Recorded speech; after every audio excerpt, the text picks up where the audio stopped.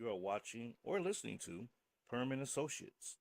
For more information, go to www.rpurham.com.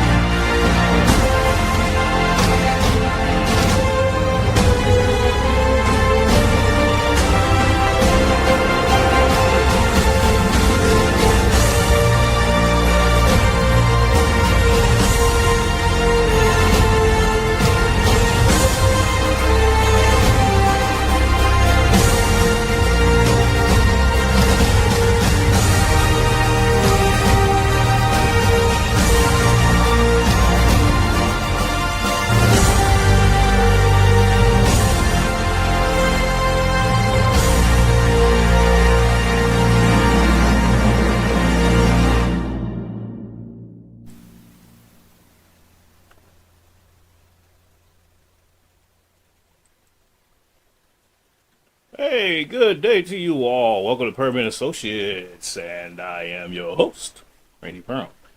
And I hope you all had a fantastic week so far, and you're staying out of trouble and not doing anything. I'm gonna say it, retarded. I know it's a buzzword last week and in the media, and people were getting upset because it's coming back into the social, I guess you could say, vernacular there. So I'm gonna say it, retarded. There you go. Anyway, so we got a very special guest with us today, and I'm excited to talk to him because we're gonna do some financial deep diving a little bit, and I know some of y'all out there have been asking, to get into talking about a very special topic, and I'm not going to even divulge it yet. Y'all going to know what it is when we get into it. So, without further ado, we got Dr. Maurice Sabrin. He is a Mises Institute Associated Scholar and I never can say this word emeritus professor of finance at Ramapo College of New Jersey. Dr. Sabrin most recently published a memoir, From Immigrant to Public Intellectual, An American Story. Murray Sabrin arrived in America from West Germany at the age of 2 with his parents and older brother on August 6, 1949. His parents were the only members of their respective families to survive the Holocaust. He has a bachelor's from Hunter College and a master's from Lehman College and a PhD in economic geography from Rutgers University. Two of his books were published in 2021, Universal Medicare, From Conception to End of Life, The Case for a Single Payer System, and Navigating the Boom-Bust Cycle, an Entrepreneur's Survival Guide. In Sabrin's vision for medical care, the single payer is the individual or family to restore the doctor-patient relationship. Dr. Sabrin is the author of The Tax-Free 2000, The Rebirth of American Liberty, a blueprint on how to create a tax-free America in the 21st century and why the Federal Reserve sucks. It causes inflation, recession, bubbles, and enriches the 1%. Sabrin's The Finance of Health Care, Wellness, and Innovative Approaches to Employee Medical Insurance was published in November of 2022. Ladies and gentlemen, introducing some and presenting others, Dr. Murray Sabrin. Good afternoon, sir. Welcome. Great to be with you, Randy. Thank you for that wonderful introduction. My pleasure, sir. My pleasure. I always struggle to say that word, emeritus. I don't know why. Emeritus. Emeritus. Emeritus. Yeah. I don't know why. I don't know why I struggle to say that. It's one of those weird words to me. I don't know why. Yeah. But welcome, sir. Whereabouts in Germany are you from? And tell us the story of your journey from Germany to America. Well, my parents were the only ones in their respective families to survive World War II in their native Poland. My father was a partisan commander. He led 230 men and women fighting against the Nazis in Poland. And then when the war ended for him in 1944, in July of 1944, when the Russians took over his part of Poland and kicked the Germans out, World War II was on him. And he explained this all in a memoir that he wrote called We Dare to Live, which is available on Amazon. He wrote it, and my brother had it translated into English. And so from Poland, in May of 1946, my mother was pregnant with me. We took a train to West Germany, settled in a little town outside of Munich, and I was born there in December of 1946. And in August of 1949, we came to America. My father wrote his first cousin who preceded us to America, and his great aunt who raised his mother 120 years ago in the United States. And we got our papers to come to the country. We didn't get any welfare. We were helped by a nonprofit organization that helped refugees since the mid-19th century. My father got a job in a pencil factory at $1 an hour. Then he got a job in a sheet metal factory at $3 an hour. And my younger brother was born in 1953, so three boys living with my parents. And we had what could be considered a normal middle class or lower middle class existence, and spent the summers in the Catskill Mountains to breathe the fresh air, play softball, and do all of the other things that youngsters do in order when they were out of the city during summertime. Murray, I I can't imagine. I get it. Times has changed over the decades, but when I hear people talk about $1 an hour, compared to what what we make today, $20 an hour, and stuff like that. It's like, wow. Like, what has changed economically over time that we had to increase the wages to what it is today? And I want you to kind of like touch on that, and because I know you wrote several books, and one of them being uh, the the um, the navigating the boom bust cycle. Talk about that a little bit, and tell us what this book is about, sir. Yeah, this is what I've been writing about for a long, long time. Namely, that the Federal Reserve, which is my other book, Why the Federal Reserve Sucks, but this is really geared toward the business community. Is how do you stay in business? How do you survive these ups and downs of the economy? Because the Federal Reserve creates these ups and downs by manipulating interest rates, which causes an artificial boom, an unsustainable boom.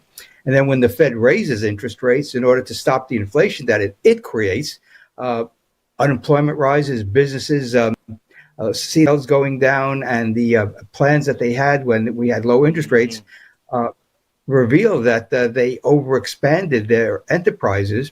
And this has been going on not only since the Federal Reserve was created in 1913, but prior to that, when the private banks were inflating their money they had in their reserves.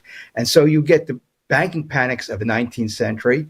You get a banking panic of 1907, which leads the bankers and their allies in Congress to write the blueprint for the Federal Reserve at a secret meeting off the coast of Georgia in Jekyll Island, and that became the blueprint for the Federal Reserve, which was signed into law by President Wilson in December of 1913. So we've had an organization that has incredible power, and it's failed miserably because the three mission statement, the mission statement of the Federal Reserve in 1913 was to maintain the purchasing power of the dollar, which of course it clearly hasn't, because the dollar has lost more than 95% of its purchasing power since then, is to iron out the business cycle, which of course it hasn't, since we had the Great Depression and the dot-com bubble and the housing bubble Hmm. bust. Hmm. And the only thing it does is it's the lender of last resort. It backs up the banking system because the banks, Randy, operate on a flawed business model. They borrow short and lend long. And if anyone saw the movie It's a Wonderful Life, at the end there's a bank run on the Bailey Savings and Loan because Yeah. Bailey Savings and Loan lent out more money than it has in reserve. And so Hmm. there's a mismatch between the depositors' demand for money and the loans on the books of the Bailey Savings and Loan. So Right. that's the problem with the banking system. And that's why we have FDIC, because when Roosevelt came in 1933, he implemented a backstop for the depositors because depositors were losing their money under a fractional reserve banking system. So that's all explained in my two books on why the Federal Reserve sucks uh, and navigating the boom bust cycle. So again, we should get rid of the Fed, or if we keep the Fed, then it should no longer have the ability to manage interest rates, let interest rates this be determined by supply and demand, which is what every other price in the marketplace is determined by, and just let the market economy do its thing, which the men and women entrepreneurs have been doing in America since beginning of the republic in 1788. The entrepreneurs are the bedrock of the economy because they're the ones that create the goods and services that the people want. The government, spending, taxes, regulation, it all destroys income and wealth. And that's why, as a committed libertarian, someone who believes in very limited government and Mm-hmm. non-interventionist foreign policy, we have the theory, we have the experience that the founders were right, at least the Jeffersonian founders were right, that we need to have a slim government, a government that is responsive to the people and doesn't overstep its boundaries, which we know is in Article 1, Section 8 of the Constitution of the authorized expenditures. And then we have the 10th Amendment that says if it's not authorized by the Constitution, That's the either the power of the states or the states. people take care of it. Yes, absolutely. Oh, thank you so much for saying that. Oh my God, I had a guest on the other day, and we talked about the enumerated powers of Congress under Article 1, Section 8, Clause 8, and people don't understand it. It's like if we the people get back to that very foundation of how Congress what Congress is authorized to do and what they're not authorized to do and what the state is authorized to do and what they're not authorized to do, we will live in a almost perfect society. Almost. Almost. And we won't have so many laws and regulations and everything else that usurp the power of the economy. Because if we let the economy just operate under the premise of supply and demand, then the prices will be lower than and be lower enough to where we will be able to sustain ourselves without having to worry about inflationary rates and everything else. And we won't have the Fed. It won't be a need for the Feds. And to your point about the Federal Reserve, sir, what is the purpose of the Federal Reserve, and why do it Well, suck? the basic reason we have a Federal Reserve is because the bankers realized that the fractional reserve banking system was unsustainable, and they needed a lender of last resort to prop up the banking system. And that's been the history of that is the explanation of why the Federal Reserve was created. It wasn't done for the people. The ostensible public relations was that it was an anti-banking bill. But as Professor Murray Rothbard points out in his writings, and he was a member of my dissertation committee when I was at Rutgers, he pointed out that this was a pro-banking bill. It was part of the progressive era legislation to create cartels in the economy, and the Federal Reserve created a banking Mm, cartel that they were in charge of, so the bankers would not go under, and the banks would be protected with FDIC. And so that's been the history of the Federal Reserve since 1913.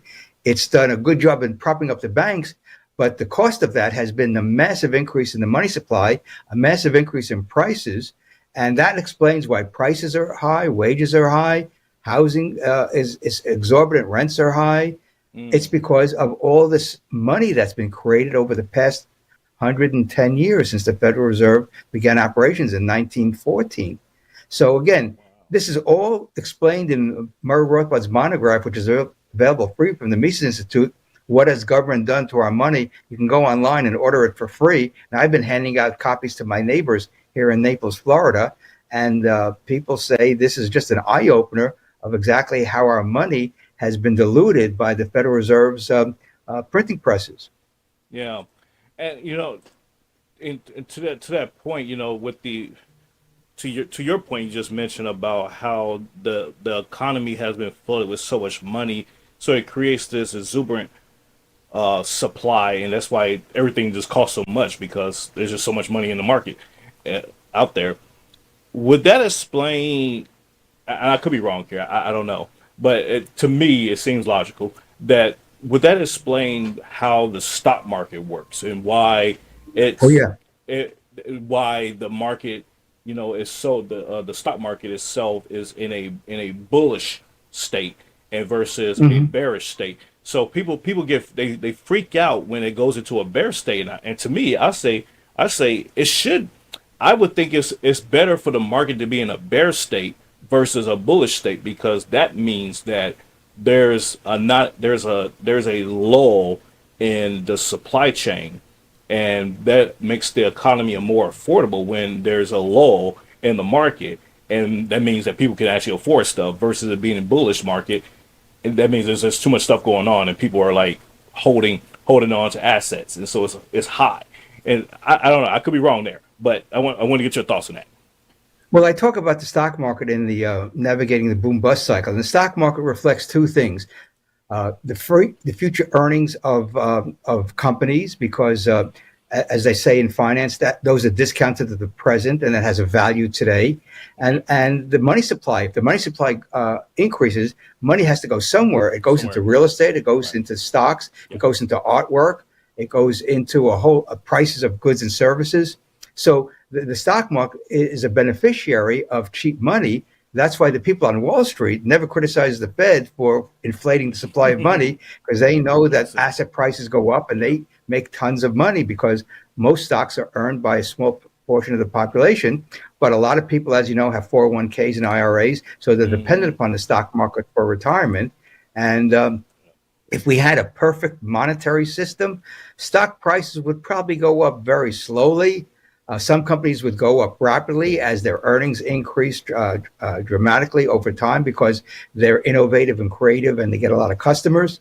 But the stock market, in a way, is an example of the distortions created by the Federal Reserve's monetary policy. Gotcha.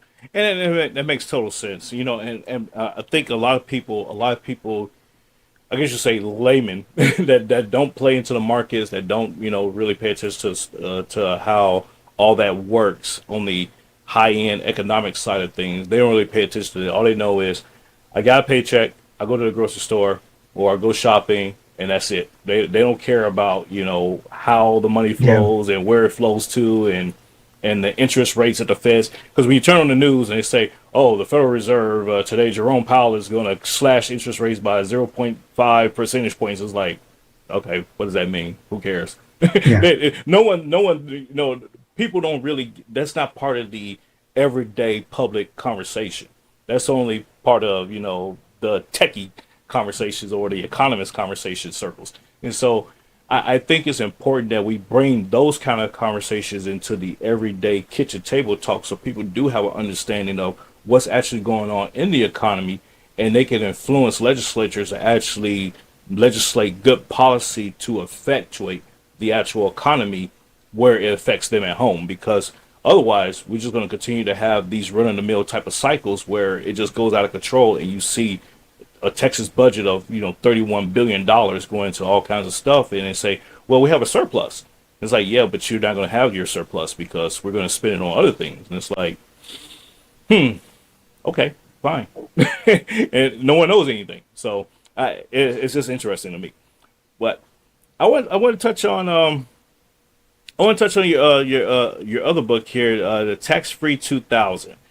And tell us about this book, sir, and what the rebirth of American liberty. Well, I wrote that in 1992 when I was on sabbatical, and it was published in January of 1995, my first book. And this is what it actually looks like. This is the Oh, cover. Oh, the other way. this There is we go. Okay. Yep. this is the original cover of the book, and it has the Statue of Liberty, which is the theme of the book. That if you really want to have liberty, if you really want to have the values of the Declaration of Independence of life, liberty, and the pursuit of happiness, Hmm. people need to have the ability to use all the money that they earn in order to buy and save and invest and be charitable as much as possible with their own money. And this is a roadmap to a tax-free society. And I talk about how we phase out the income tax, how we phase out payroll taxes, how we Hmm. phase out property taxes, how we phase out sales taxes, and we create an environment where everything is based upon voluntary exchange, because taxes are involuntary exchanges. It's either you pay or you go to jail. That's what taxes are all about.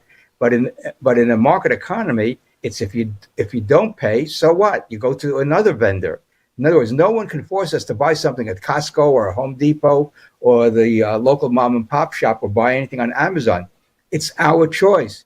Yeah. And so I find it really incredible that people still cling to the notion that because they're getting a government check, that something is wonderful about it. No, the money has been taken by people who earned it and given it to you. And the biggest myth is that Social Security is a wonderful program when the Supreme Court ruled in 1960 that Social Security can be taken away from you even if you pay into it, because Social Security was denied to an American worker who was a communist. And the Mm. Congress passed a law that I think Truman signed or FDR signed, that if you had communist leanings or Yeah. affiliation, Truman. that you Yeah. could be denied Social Security. Yeah. So that basically shatters the myth that because, quote, you paid into the system, System that you you're are entitled therefore to it. entitled to getting a Social Security check. The Right. best way to save for retirement is what we do with our deposit money in a 401k and an IRA. And over your lifetime of saving and investing, you will have much more money than Social Security promises you. And then you could buy a disability policy with some of that money. You could buy health care in the future with the money you save in your IRA or 401k. And there's no free lunch in life. And the government makes it sound like there's a free lunch in life. But again, the data show that being responsible for your own retirement would give you a lot more money than what Social Security is promising young people today. That's I love that point because a lot of people are under the assumption that when you're working all these years, at whatever job, and you're building these points, and you get this Social Security statements, from the administration saying you accumulated all these points, or this amount of points, and you're eligible to retire at this age. And then next thing you know, Congress convenes and they say, "Oh, we're going to raise your age now." And then it's like, "Oh, Mm. damn, I got to work extra couple years now to qualify."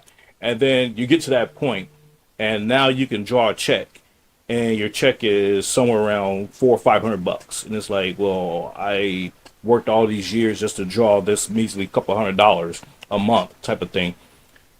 But over that span of time, you only get to enjoy that $400 or $500 a month for, say, if you're lucky, 10 years of the remaining part of your life, if you live that long.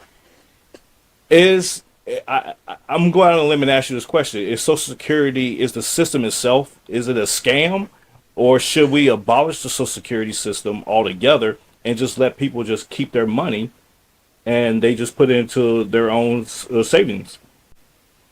Well, I wrote a piece for the Mises Institute entitled "Toward Financial Independence and a Constitutional Federal Budget." It's a much shorter version of a longer essay that I wrote for a forthcoming book on taxation, and I point out that we don't have to abolish Social Security; we just have to phase it out over the next 10, 20 years. And I talk Mm, about how we do that, and okay. it's a very simple concept that we eliminate taxes on interest, dividends, and capital gains, and that would allow the Social Security Administration to get wealthy people, upper income people, off of Social Security because their income from taxes, from interest, dividends, and capital gains will be much greater than what they're getting from Social Security. So it would be a bonanza for upper middle income people, upper income people, and we will begin the process of the concept of personal responsibility. That's what's lacking in American Yeah, culture today true. because people think that the federal government is responsible for their retirement. And I don't know, and that comes from 90 years ago because in 1935, the Social Security Act was passed. And then 30 years later, the President Johnson signed Medicare and Medicaid. And Hmm. so in my book, this book, Tax Free 2000, plus this article, which is an updated version of my book, but I talk about how we can get to a tax free society, but it's going to take time. First of all, we got to educate the masses about how they would be better off in their local community, and that's another key point. Americans live in a town, a city, within a county, within a state. That is the Yeah. primary political entity that they should be concerned about, not the federal government, because the federal government basically is a money laundering operation. It taxes us, then Yeah, gives it back I to agree. organizations, colleges, universities, cities, states, school districts. It's just a very roundabout way of doing it. Imagine Yeah. if we had to pay our cell phone bill through Washington D.C. to get phone service in Texas or in Florida, or internet service. If we had a Department of the Internet or the Department of Cell Phone Service, everyone think would that be crazy? But yet we do that with education, with healthcare, Yes. and a whole host of other things. And Hmm. again, less government is better, especially at the federal level, because the federal government is just like a lumbering giant, and it spends over $7 trillion a year with a $2 trillion deficit. No business and no individual or family can have deficits. They can't survive. They can't max out their credit card and expect to have a decent standard of living. No company can run perpetual True. deficits and stay in business because who's going to lend them the money? So Yes. the point I make in my writings, Randy, is we need to really concentrate our efforts in educating the public that we need to downsize the federal government so we can have a constitutional federal budget according to Article 1, Section 8. And if Texas wants to have a welfare state, let them have it. If Florida wants a welfare state, let them have it. If California wants to have it, they should raise the money from its own citizens rather than depending upon Hmm. Washington to To prop up the raise it. welfare state in their Right. communities. And you're excellent point. And you know, there's this push for a balanced budget amendment. Ending federal overreach, term limits, and all that good stuff. And that's through Article 5, convention proposal of amendments and stuff like that. And there's another call: abolish the 16th. Yep. Ladies and gentlemen, there you go. Here's your topic. I told you I was gonna bring it. Abolish the 16th Amendment. And for those that don't know, pick up the Constitution and read it. Dr. Sabrin, I want to ask you: abolish the 16th Amendment. Where do you stand on that? Well, I just wrote a piece on that on Yes, you April did. 15th, Tax Yes, you did. Day, and I Yes. point out that the 16th Amendment really violates a lot of principles of the Declaration of Independence and some of the fundamental principles of the Constitution. And Hmm. again, going back to the Declaration, we are endowed by our Creator with certain unalienable rights: life, liberty, and the pursuit of happiness. That means keeping the fruits of your labor, as Thomas Jefferson outlined in his inaugural Yes. address in 1801. And other people have been writing about this for decades. And Hmm. the 16th Amendment was really another bait and switch because originally only 2% of taxpayers paid the income tax. And then 3 years later, we were involved in World War I, and the top rate of 7% went to 77%, and virtually everyone paid the income tax. And so the income tax has become a political football between the Democrats and Republicans. And we just need to point out that we don't need an income tax. Florida doesn't have an income tax. Texas doesn't have an income tax. Hmm. Nevada doesn't have an income tax. There are a whole bunch of states that don't have income taxes. Some of them are small states, some of them are large states, and they get services to the people. But I'm saying let's privatize and have the nonprofits provide a lot of the services that the government does, whether it's Habitat for Humanity, Yeah. nonprofit medical centers, food banks. These are the institutions that are already in place that if people kept more of their own money, they can help fund these organizations at the local level to help people with housing, healthcare, Hmm. education, you name Hmm. it. Everything that the government does can be done by the nonprofit sector and the volunteer groups around the country. And that's my vision for a free America. Yeah. And to your point, Doc, the 16th Amendment, it is kind of like a bait and switch, like you just put it. I like how you put that because it, a lot of people are under the premise that the income tax is mandatory, and then you have some people that are under the premise that the income tax is optional. So you have where you don't have to pay taxes or it's optional, and then when you go to file your taxes, your income taxes, which is just passed the other day, the filing deadline to file your income taxes, you you are expected to pay X amount of dollars, and then oh by the way, if you overpay, you get a refund from the government, and if you underpay, now you owe the government. It's like, but wait a minute, I thought it was optional. This is under the premise of some people's mindset. But if we totally just said, you know what, if we got rid of the income tax altogether, then we wouldn't have to worry about the system at all.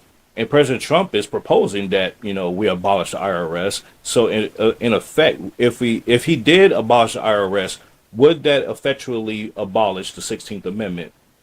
Would that be a thing? Well, unless you have an amendment that dissolves the 16th Amendment, like we had with prohibition, Mm-hmm. we got the 18th Amendment that gave us prohibition. Then we had I think the 20th or 20th. 21st Amendment that got rid of the prohibition. So Yep. when it comes to the 16th Amendment, and which gives the federal government the right to impose a direct income tax, which the original Constitution did not allow, you can say, okay, we are not going to collect taxes via income taxes. We're going to downsize the federal government and raise money another way. And in my article, I talk about how we can do a transition to raise money that would for a downsized federal government, so we wouldn't have an income tax. And that's the challenge. It's not easy to do, especially politically and culturally, because people still think the income tax is part of the American political economic landscape, and it Yeah. can change. The rates get changed, but the concept of an income tax is some people can't get their wrap their head around. But I make the case in my writings, in my book on Tax Free 2000, how we could do that. Yeah. Uh, you know, I've been having this discussion for years myself, and I don't know if you remember Herman Cain, and when he was Sure, sure. running for president back in, I believe it was 2012 cycle. He had the 999 plan, Right. and I said, that was a pretty cool plan. It was like 9%. The three tiers, and everybody pays 9% at those rates. But what about a 33% at two tiers? And so effectively, there's a 33% floater out there. And what I mean by that 33% is there's a state income tax of 33% and a corporate 33% tax. So any business that's in that state, they'll pay a tax, and there's a state income tax at 33%. And then for those that are doing like entrepreneurial type of things and what have you, they will be taxed at 33%. Have you heard a pitch similar to that before? Because I No, heard that that. would be a huge tax increase on the American people because the It corporate would be tax rate is, I think, 21%. I don't have percent the now. numbers Yes, in front of 21. me. Yeah, 21% now. So Yes. it's about 21%. I mean, that was one of the achievements of the Mm-hmm. 2017 tax cut. It lowered the corporate income tax. I mean, I'm all in favor of cutting taxes because that would allow people to pursue life, liberty, and happiness more so than they can today. And again, we need to have a national discussion as to what should be the role of the federal government in our Yeah. society. And for me, it's the Constitution tells us what the role should be. But Mm-hmm. since the federal government has grown so large since the income tax, Yeah. this can't happen overnight. As much as I would love to press that button and get rid of the income tax and all the spending overnight, it can't be done. It would be incredibly disruptive. But you Mm-hmm. really can start in a big way by reducing taxes or eliminating taxes on interest, dividends, and capital gains, and uh, and get rid of the corporate income tax as well, because that would make the Mm. United States the greatest magnet for business around the world, and we would be the most desirable place in the world for businesses to locate. And that would be better than any tariff type of negotiations that Trump is trying to do. Um, the corporate income tax raises $530 billion a year. We could cut spending $530 billion in 1 year, and that would increase jobs. Trump talks about jobs. Well, if more businesses located in America, the number of jobs would increase enormously. So you make this as a pro-job, pro-prosperity, pro-higher income proposal, and the Democrats would show their true colors if they wouldn't want to get rid of the corporate income tax because it would be the best anti-poverty program in the country. Wow. I never thought about eliminating the corporate income tax and the implications of that.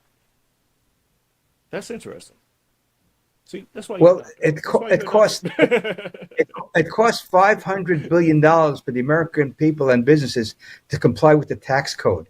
The amount of Yeah. time spent, plus the amount of money that goes into tax compliance in terms Mm-hmm. of lawyers and Yeah. CPAs, is absolutely enormous. Yeah. Yeah. True. This is not to create products and services that the people want.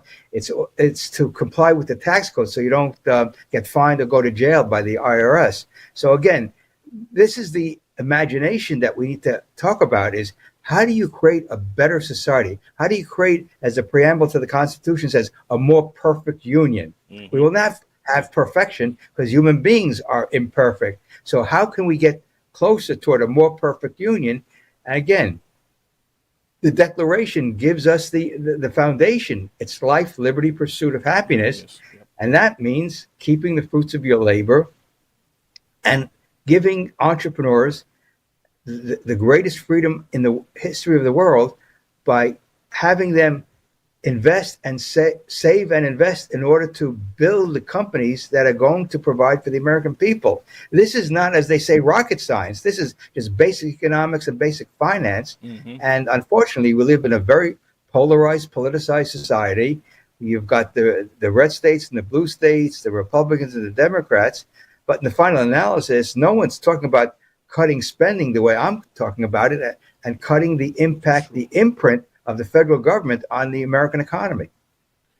Dr. Sabrin, I want to get your thoughts on that because what about when I haven't heard any more talks about this because President Trump he mentioned about uh, not only abolishing the IRS but incorporating the ERS, the External Revenue Service. Right. So with something like that, um, I guess you could say effectuate what it is that you're talking about there, bringing in that external revenue from those kind of those the overseas businesses that are doing business in America and help Well, reducing the debt and everything well, else. tariffs are paid by the importer, so the American businesses would pay for the tariffs, not foreign companies or foreign countries. That's Right. a myth that's going around now that Right. Yeah. people overseas pay for the tariff. No, they don't. No. We pay for the tariff. Our Mm-hmm. companies pay for the tariff. All right. If companies pick up their goods in Houston or any ports in Texas or in Florida or in New York City, the importer has to pay it at the customs and take the goods Mm-hmm. off the docks or from the airport, wherever they're coming from. No, what we need to do is have a national debate on what should the federal government be doing for the people. And the preamble to the Constitution says, provide for the common defense, promote the welfare. Promoting the general welfare, in my mind, means keeping all your money or most of it in order to take care of your individual family needs, business needs. Mm-hmm. And the government has no responsibility in the sense of managing the U.S. economy. It's not in the Declaration. It's certainly not in the Constitution. And therefore, we need to come foursquare for the notion that the government has the sole responsibility to keep the peace and secure the borders. That's the primary, and I would say the only responsibility of the federal government. Hmm. I like that. I like that. And Dr. Sabin, you're onto something there because even in the early 1900s, late 1800s, 1900s, America did kind of operate under that premise. You had Absolutely. you had the big tech titans. I ain't gonna say tech titans, but you had the big business titans, J.P. Morgan, Rockefellers, and everything else. They ran the country. Essentially, on the economic spectrum, they ran the country, and the presidents and the Congress they did their thing, and so it was like, yeah, let us worry about the railroads, let us worry about the electricity, let us worry about the banks and stuff like that. Y'all just pass laws and go to your little dinner parties and let us worry about the big boy stuff. And the country seemed like it was doing fine back in those days. So I'm trying to looking back in history and looking at how we are today is like what changed, what dynamic changed that we're in the mess that we're in now, and we're seeing What that. changed is Mhm. what changed Okay. is 1913 because the income tax was enacted in order to reduce tariffs because tariffs were very high. But they still didn't prevent the U.S. economy from growing because there was no income tax. There was very little regulation relative to where we are today. And there was tremendous burst of entrepreneurship, innovation, and technology from the end of the Civil War. forward. And so Mm, there were regions of the country, especially the South, that were burdened by the tariff because they were a big importing region, and the Western areas were importers as well. And so the Northern industrialists wanted the tariff because to protect their industries from foreign competition, and it also raised much of the revenue for the federal government. Remember, back then, there's no Social Security, there's no Medicare, there's no Medicaid, right. there's no Department of Education, there's no Department of Energy, there's no Department of Yep. HUD, Housing and Uh, Urban Development. hmm In other words, everything was basically at the local level. And then the ideology kept on creeping into American politics, namely, the federal government has to get larger to provide people with certain services. And that's how we got the income tax. And then the other thing, this is the most important, one of the most important things, Randy, war. War, hmm inflation, and taxation are all interrelated. And as I pointed out in a presentation Yeah. to my neighbors today, World War One comes about, and so that 7% highest tax rate in 1914 went to 77%, and virtually everyone paid the income tax, even though only 2% originally paid the income tax. Yeah. And then the income tax rates have been fluctuating ever since. Since. And in World War II, the top rate hit 94%. Can you Mm, imagine the government taking 94 cents on the last dollar that you earn? And these are, of course, upper income folks. Ronald Reagan famously said he stopped making movies during World War II because he was in the 94% tax bracket, which hmm is what? Practically 100, which is almost slavery. A slave is taxed Yeah. 100% of his labor. And so here's an example of the tax code having a negative effect, obviously, on people's desire to work. And so the tax rate has been going down since the 1960s when Kennedy came in from 90%, and it reached a low of 28% in 1986. Then it started creeping up, and now it's around 39% as far as the highest tax rate. But here's an important point: 50% of taxpayers only pay 3% of the federal income tax. 50% of the 90, let's see, it's 97%. No, the top 50% of taxpayers pay 97% of the income tax. hmm So we're getting back to where we were in 1913, where a small portion of the population is paying the income tax. And what I'm saying, if low income people and low middle income people are paying very little income tax, then let's do the same thing for middle and upper income people as well, and let the free market get the freedom it needs in order to do what it does best, which is meet our needs in a voluntary method. And with competition from overseas and domestic, the hmm benefit to the consumer would be enormous because prices would be go down, because that's what happens in a free market. Prices slowly decline. Yes, and you're absolutely right about that.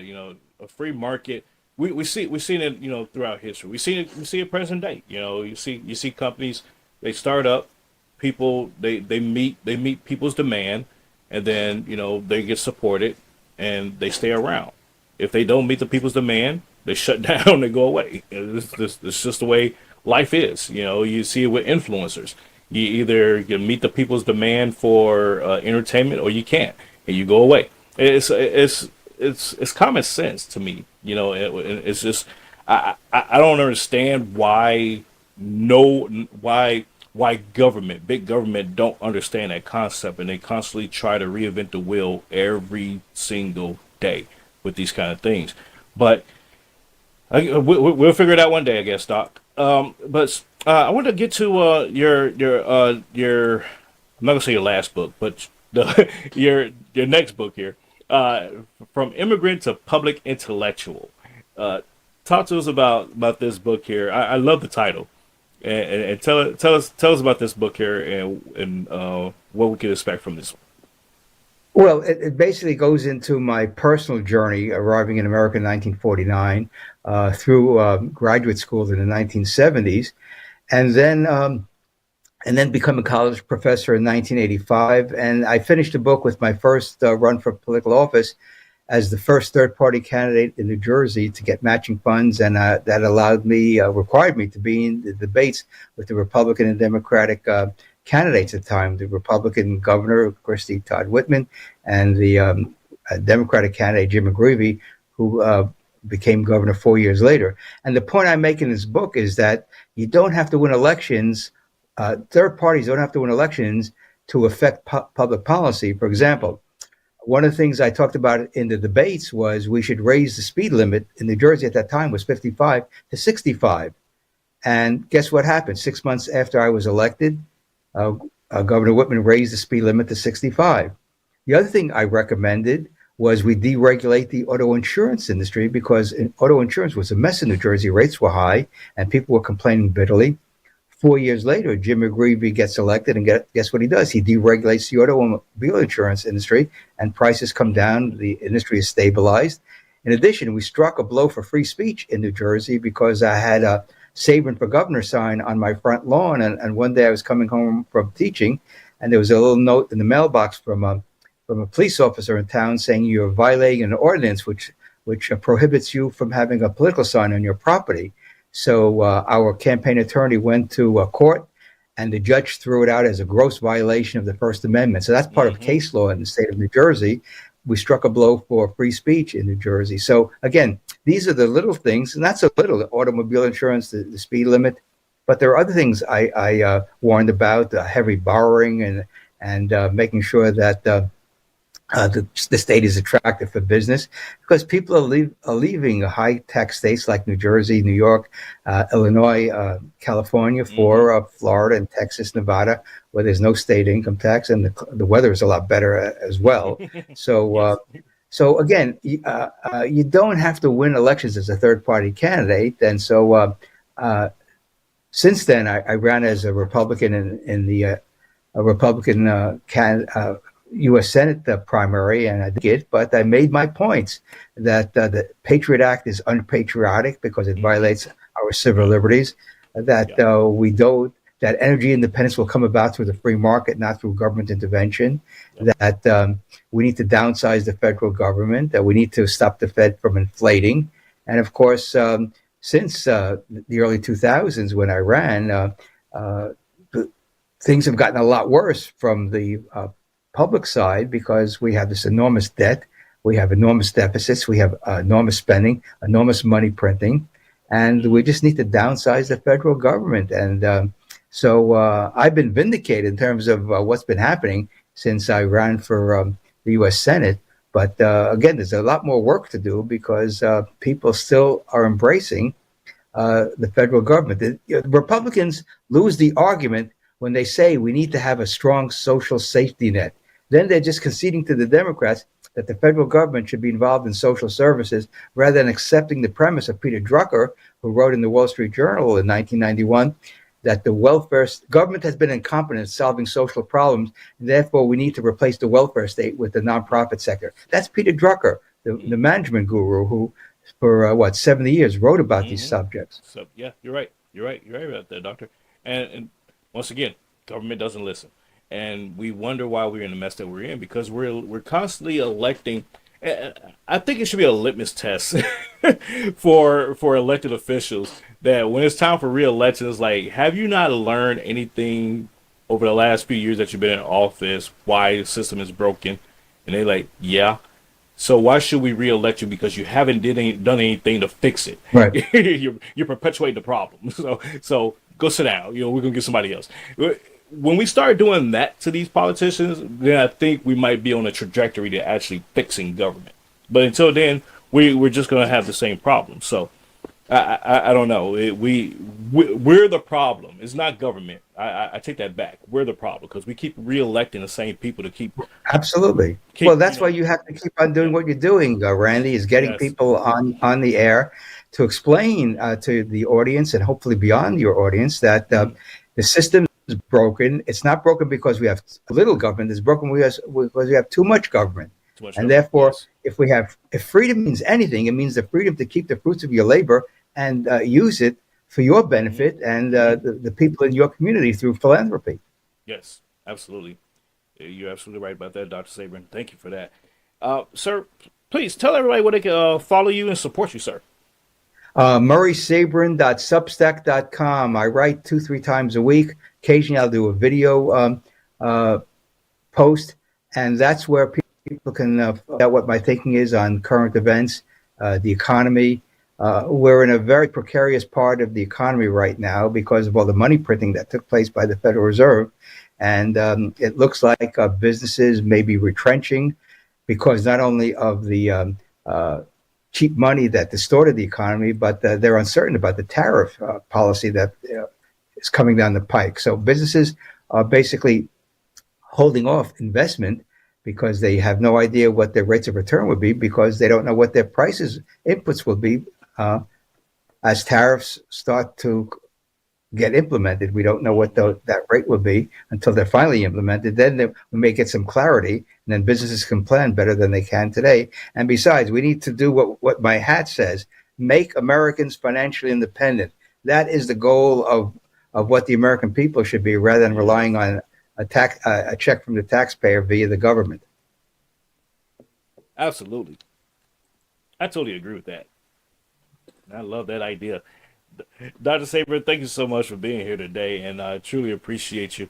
And you are a treasure trove of knowledge and information, and I'm sure the audience they truly appreciate this today because uh, it's it's much needed. You know, it's much needed information, and I'm sure a lot of people are going to probably run out and pick up these books today, and they're going to do a deep dive. So I would like to have you back on in the near future to peel back some more onions and get into some more of your articles and stuff like that, and give us an update on what's going on in the economy, especially after the tariffs and everything kick in. We'll see, do an evaluation of the economy and where things are at, sir.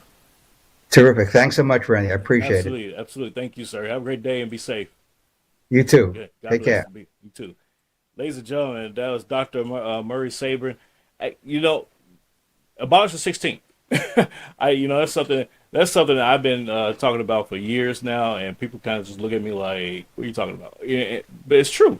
You know, if we abolish the income tax, things would be a lot different. Believe me. You know, and President Trump, he's been kind of like on that kick himself. You know, it's not just for the sake of the rich or anything. It's the sake for everybody. He's already talking about no tax on tips, no tax on overtime. So he's on that trajectory of abolishing the 16th Amendment. So uh, when you get to when you're going into that glide path there and reducing the IRS and everything else, eventually no one's going to be sitting in the IRS building to collect your taxes. So therefore, what's the point of having the 16th Amendment, right? So there you go. So we'll see how things go by the end of the 4 years, and we'll go from there. So, folks, that was a great conversation with Dr. Sabrin, and I truly actually learned a lot there. But we're gonna jump up out of here, and then I will catch you all next week. God willing, God bless. Y'all be safe, and yeah, don't do anything stupid out there. Ciao, ciao. Ladies and gentlemen, thanks for tuning in today. Please be sure to follow, like, subscribe, and share, and go to rpurham.com for more information. See you all soon. Take care. God bless.